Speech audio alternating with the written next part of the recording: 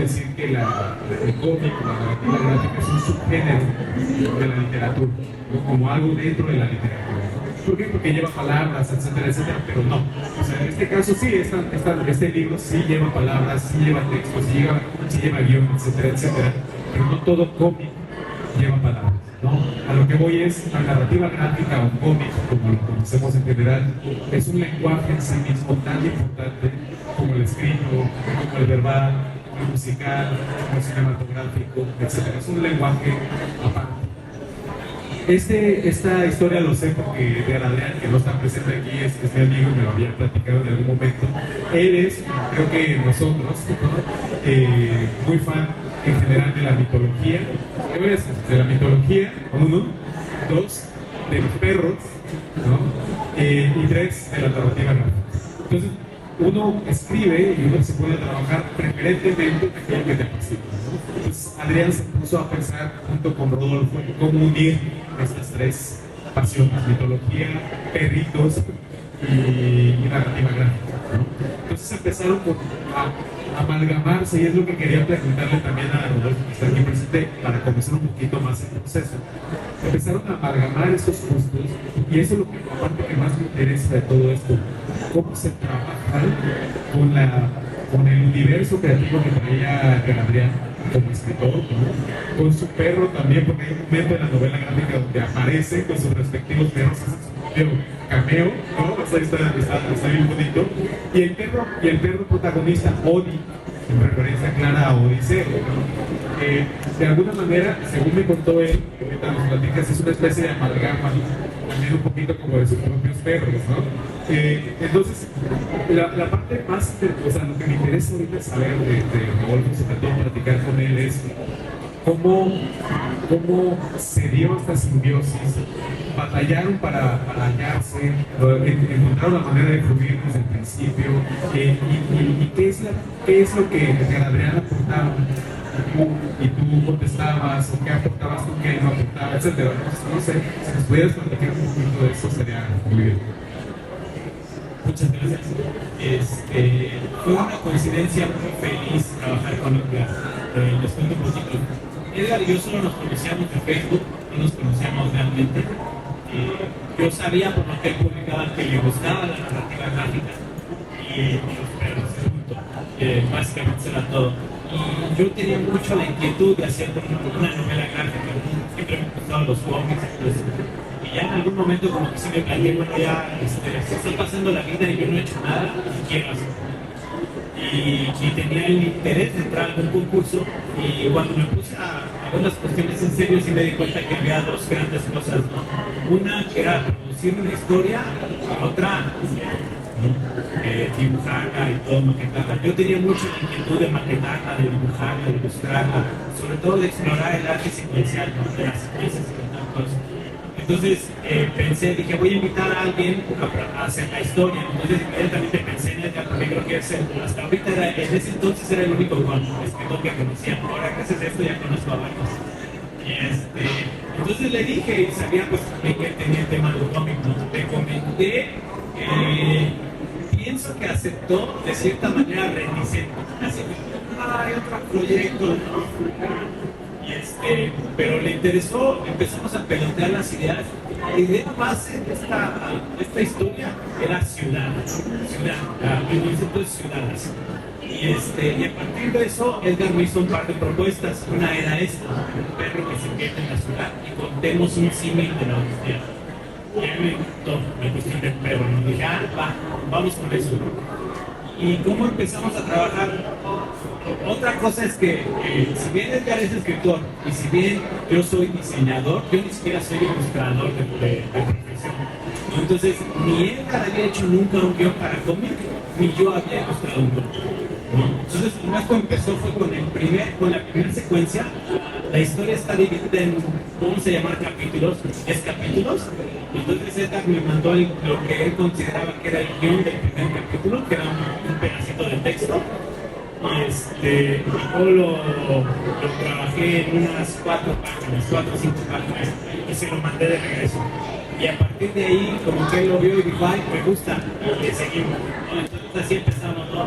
Y uno y otro. Entonces, realmente fue medio ver si nos entendíamos y fue así como a la aventura. Entonces, así empezamos a trabajar. Y Edgar empezó a trabajar el guión de una manera muy sencilla y la verdad, él mismo lo ha dicho, el guión era más bien un poco oscuro. El guión al final es un perro en la calle y no se la está pasando tan bien. Entonces, conforme yo fui trabajando, yo me empecé a sentir muy cómodo ilustrando y sobre todo explorando la cuestión de la narrativa gráfica. Y esa comodidad me empezó a mí permitir crear cosas de las cuales yo tenía interés. Por ejemplo, ver un poquito más la ciudad, ¿no?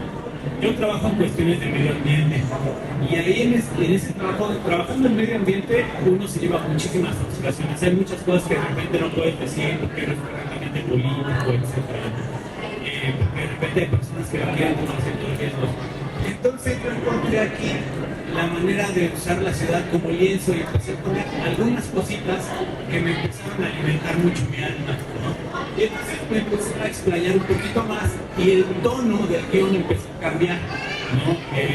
Además de repente algunas de las descripciones que hacía Edgar, yo me figuraba a los personajes y me daba mucha risa. Entonces con esa figuración los empecé a plasmar y entonces la novela dio un giro, el guión dio un giro y si bien como les decía era un poquito oscuro, eventualmente mantiene sus momentos dramáticos y esos puntos complicados, ¿no? En donde los personajes realmente sufren, pero aún así hay trasfondos simpáticos, ¿no? Hay algunas cuestiones curiosas que se narran ahí en una segunda capa y así fue como fuimos colaborando. Y Edgar también la verdad es que tiene muy buen humor, entonces todo eso que yo fui agregando a él no le pareció mal.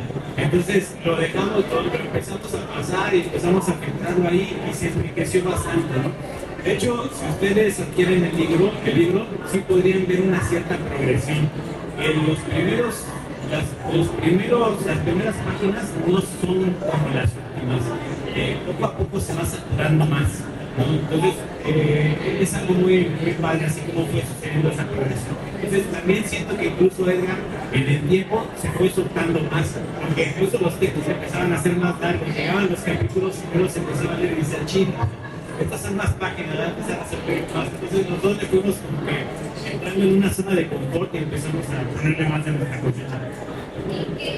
Es importante comentarles que esta novela gráfica fue ganadora de Premio Nacional.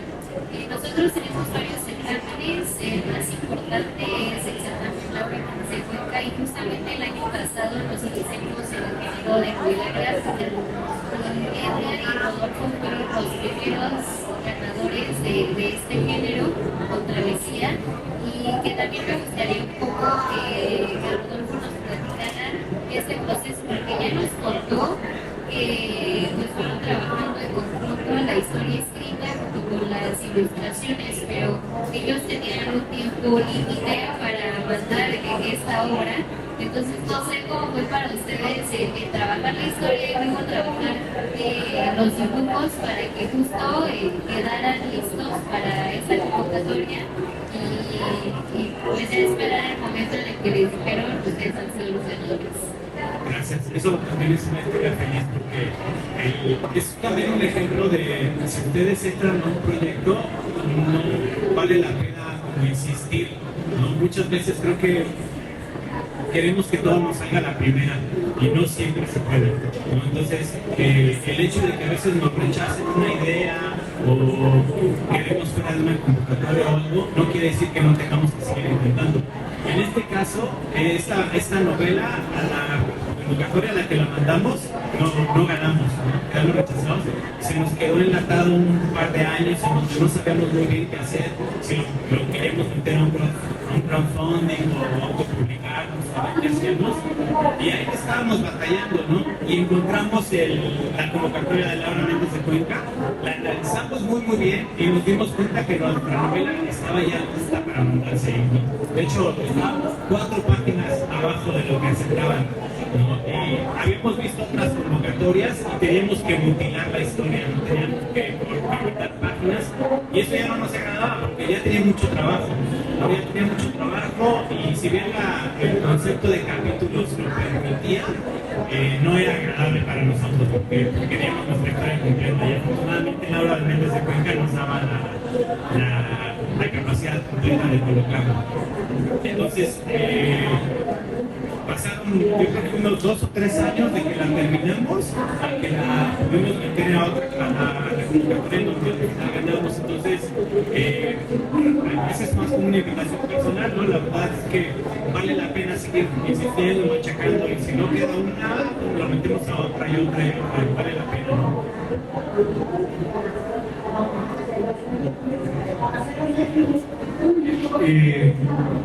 Ahorita lo decía, es una historia de un perrito regresando a casa, pero es una historia muy oscura en realidad. Es una historia muy oscura. Y sí, es básicamente las ciudades, digamos, es como el equivalente al mar Mediterráneo. Es el espacio donde se desarrolla la trama de Odín, el Odiseo de esta historia. Y cada uno de los capítulos de alguna manera hace referencia a episodios de la Odisea y a personajes de la Odisea, ¿no? Por ejemplo, el primer capítulo donde hay un personaje que es un hombre en situación de calle, empezamos a entender rápidamente que se trata de Polifemo, el Cíclope, ¿no? la referencia, pero se clava con un regreso a la historia de este hombre y por qué terminó en la calle. Y de entrada, o sea, a mí me parece una historia de tragedia, o sea, es una tragedia de ese hombre, o sea, lo pierde todo, básicamente cuando pierde trabajo, pierde familia, termina en la calle, etcétera, etcétera. Y se convierte en una suerte de monstruo trágico, ¿no? Y se me hace bien interesante cómo esta historia, que además es muy pesada, muy complicada, muy oscura, al mismo tiempo también es representada de manera, yo creo, como adecuada, pues, ¿no? A la hora de representar al monstruo, que de alguna manera se enfrenta al perrito también, y el monstruo con su ojo llorando, pues, ¿no? Son esos pequeños detalles que es lo que puede aportar también la parte visual, ¿no? Aquí hay una historia, sí, pero también hay detalles en lo gráfico, ¿no? Que vale la pena detenerse una y otra vez. Hay otro capítulo que también me parece terrible, y no son spoilers ni nada, para que un poco se vayan adentrando en el tono también de la historia. Los perritos, esto me recordó mucho hay un cómic de Grant Morrison que se llama Green Tree, ¿no? Que son unos perritos, no, son 3 animales, no me acuerdo si era un conejo, un perro y un gato, que son animales de laboratorio, están como intervenidos para hacer máquinas de matar, ¿no? Son experimentos militares, pero escapan del experimento y huyen, ¿no? Básicamente de eso. También está otra película, Los perros de la plaga, que está basada en una novela, y esos perros también escapan de un laboratorio, ¿no? Y es una película de animación, si la ven por ahí y quieren llorar, dense, ¿no? Y me recordó mucho a eso porque en algún momento Cody encuentra una manadita de perros y tienen la aventura, la necesidad, el obstáculo de cruzar una avenida. Por eso es tan importante el espacio, y ahí Rodolfo se da vuelo, ¿no? O sea, es un desarrollo del espacio muy claro, bien interesante. Y realmente cruzar la avenida, o sea, yo estaba bien tenso, pues, cuando lo estaba leyendo, yo digo, alguien va a morir aquí, no les voy a decir si sí pasa o no pasa, pero evidentemente se siente ese tipo de tensión, ese tipo de peligro de las grandes historias de aventura también, ¿no? De las grandes mitologías, si el héroe cruza o no cruza, va a vivir o no va a vivir, lo va a lograr o no lo va a lograr, va a cruzar este río de autos terribles, que también nos habla, por supuesto, de la condición terrible en la que viven tantos animales, pues, sobre todo en México, ¿no? En México, hasta donde sea, el 60% de los animales como perros y gatos viven en la calle, el 60%, o sea, es altísimo el nivel, ¿no? Entonces también aquí hay otra cosa, pues hay una historia, nos entretiene la historia, nos importa la historia, nos mete a fondo, pero al mismo tiempo creo que nos invita también a pensar sobre la realidad de la violencia y la situación terrible en la que viven muchos animales. Vamos a yo he oído gente que después de leer este libro dice, no, ya voy a adoptar un perrito, ¿no? Porque realmente yo sé que no es como la intención, o sea, no es un panfleto a favor de adopta ni nada, pero lo lees y definitivamente desarrollas una empatía con los personajes que te hace consciente también de eso. No sé si eso fue también deliberado, ¿no? O sea, buscar también comunicar eso, ¿no? Decir que hay un problema, que es el problema de cómo viven los animales, ¿no? Y hablemos de eso. O simplemente fue como un subproducto, ¿no? de la historia que estaban contando. No sé si fue deliberado. No fue deliberado. Lo que sí teníamos claro era que no queríamos hacer una antropomorfización de los animales. No queríamos un perro que habla. No es una historia ciencia ficción, no es una historia de superiores, no es una historia donde quisiéramos que el perro fuera humano. Tiene ciertas circunstancias, porque obviamente tanto Edgar como yo somos muy afines a los perros, entonces de repente hay un momento en donde sí, nosotros humanizamos a nuestros perros, no nos ponemos palabras en la cabeza, ¿no? Pero al final como que yo siento que ese espíritu animalero que tenemos es lo que terminó generando esas reacciones que tú comentas, ¿no? Porque al final sí colocamos como sí expresamos ahí lo importante que han sido los animales para nosotros en nuestra vida. En una de las secuencias, que es una secuencia muy bonita, hablamos de cómo una persona de tercera edad, ¿no? Recupera un poquito un gusto por la vida, ¿no? Al reencontrarse con un perrito, ¿no? Y se vuelve un poquito como su compañero, ¿no? Y no porque él estuviera solo, él todavía tenía a su esposa, pero una parte de su experiencia como una persona que ya estaba en una etapa de la vida de nido vacío, ¿no? Donde los hijos ya se fueron y todo, lo hunde un poco en la depresión, y la presencia de una le ayuda un poco a retomar su vida hacia la calle, hacia afuera, seguir experimentando la ciudad. Entonces hay varios aspectos ahí, ¿no? Donde sí, justamente sí nos importa mucho esa relación nosotros con los animales domésticos. Y ahora hablando un poco como de estos elementos que encontramos en la historia, también pues es muy importante el color, que al final del día pues, es lo que nos llama mucho la atención, y que sabemos que los colores nos hablan y nos dicen algo. Entonces, ¿cómo fue que elegiste la paleta de colores para este libro? La paleta de colores es interesante porque el libro solo era en línea, solo era en línea, ni siquiera tenía plastas de grises, ¿no? Y afortunadamente el fondo editorial nos dio la oportunidad de colocarlo en color, ¿no? Entonces, y yo desde un principio sí tenía como muy claro que a mí me gustaría que estuviera en color, pero como diseñador les puedo asegurar que yo soy pésimo con el color. El color se hace algo súper complicado, nunca me entendí por qué. Y cuando salió la oportunidad de ponerlo en color, sí caí un poquito en pánico y me di cuenta que era muchísimo trabajo. Y lo que hice fue, al final ahí sí canalicé a mi diseñador y dije qué es lo práctico aquí hacer, ¿no? Y entonces me armé una paleta y pensé en la ciudad, ¿no? Dije, ¿qué representaría para mí la ciudad? Al final esta es una ciudad un poquito atractiva, ¿no? Es una ciudad grande, es una ciudad llena de personas con muchos dramas, es una ciudad con poca vegetación, poco dura. Entonces me fui por los colores fríos, dije voy a agarrar una paleta con un poquito de colores fríos y voy a darle un tono de rojos o de cálidos que sirvan para expresar las emociones, ¿no? Para expresar con fuerza esos momentos en donde queremos un cierto énfasis emocional ahí, ¿no? Y así fue como decidimos la paleta, y eso nos permitió entregar a tiempo para la producción porque era muy poquito tiempo. Entonces también tenía muy claro que no podía yo simplemente alocarme con el color y hacer lo que quisiera, no tenía que tener un enfoque práctico. Hay una parte en la que Odi llega a un panteón, que es el panteón Hades, por supuesto, otra vez haciendo referencia a la Odisea, Hades y demás. Pero las lápidas, eso me encanta, pues, los pequeños detalles que van metiendo, los huevos de Pascua, pues, que meten tanto Adrián como Rodolfo. En las lápidas del panteón hay algunas referencias, esta ya me las sé por Adrián, sobre todo, a lo que acabo de conocer. pero hay una lápida a Rius, hay otra lápida a Héctor Germán Westergel, el gran guionista argentino que escribió El Eternauta, ¿no? Que es una referencia enorme de la narrativa gráfica latinoamericana y mundial. Y yo conozco, ¿no? Como las referencias o las tradiciones de las que bebe Edgar Adrián, incluso tiene una tesis, ¿no? sobre Westergel, o sea, él le dedica la vida académica también al cómic, pero me gustaría saber cuáles son como las tradiciones de las que tú bebes, ¿no? Las tradiciones, sí, o sea, de narrativa gráfica, pero en general plásticas y demás, ¿no? Porque veo varias cosas, por ejemplo, hay una referencia también a Buñuel en el capítulo de Polifemo. No hay digamos, como una transición en la que se ve el ojo atravesado por una nube, que recuerda por supuesto al ojo, ¿no? Atravesado por la navaja del perro andaluz, ¿no?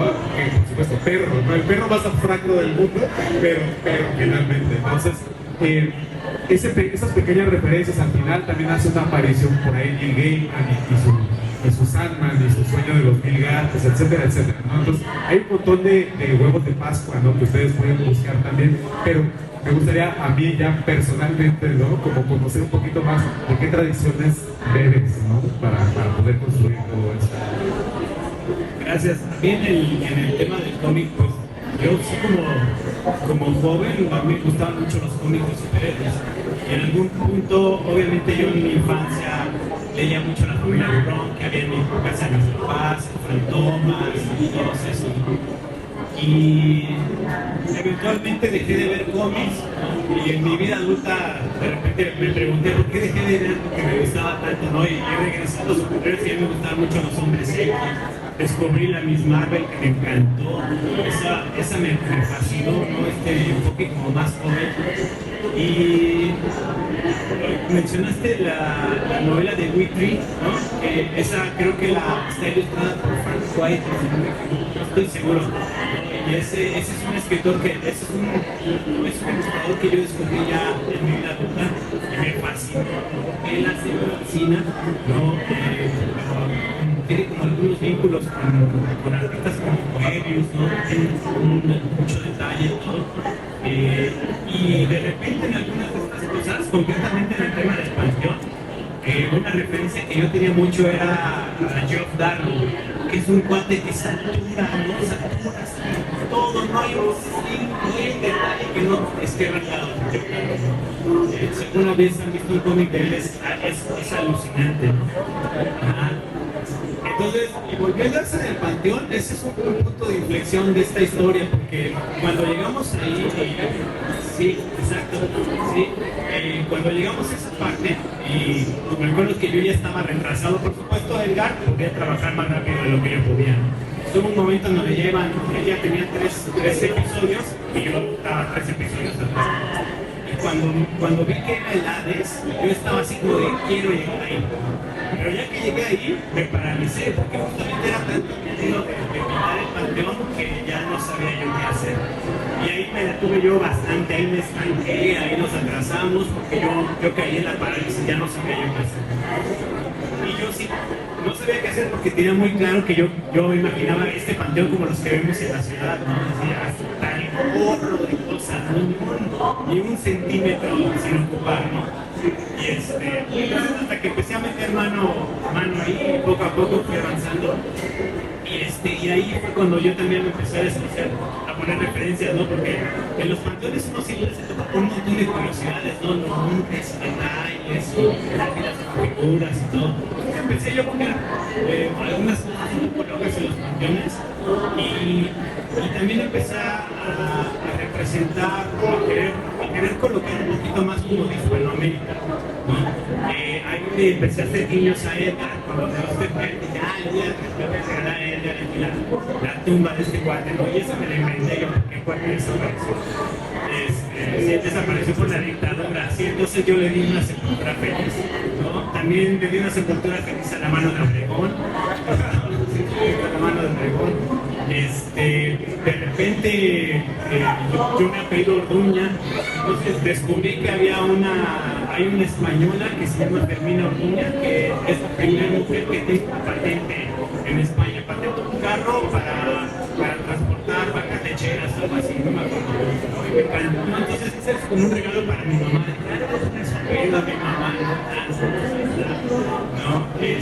También está Rodrigo González, está Borges, a mi esposa y a mí me gusta mucho ver el box, entonces también pues un boxeador ahí, pues esas canchas que tienen una práctica. También está ahí Gabriela Mistral, que tiene una tumba muy bonita. Yo estuve yo viendo tumbas, ¿no? Entonces puse a ver tumbas, de repente había tumbas que me parecían muy bonitas y ya esta la quiero mi corazón, ¿no? Entonces, pero sí, lo que recuerdo, y por supuesto, como se pueden imaginar, me tardé yo creo que un mes dibujando eso. Pero terminar esa página me dio el combustible de poder decir, si pude hacer esta, voy a terminar este libro. Y eso fue muy bueno.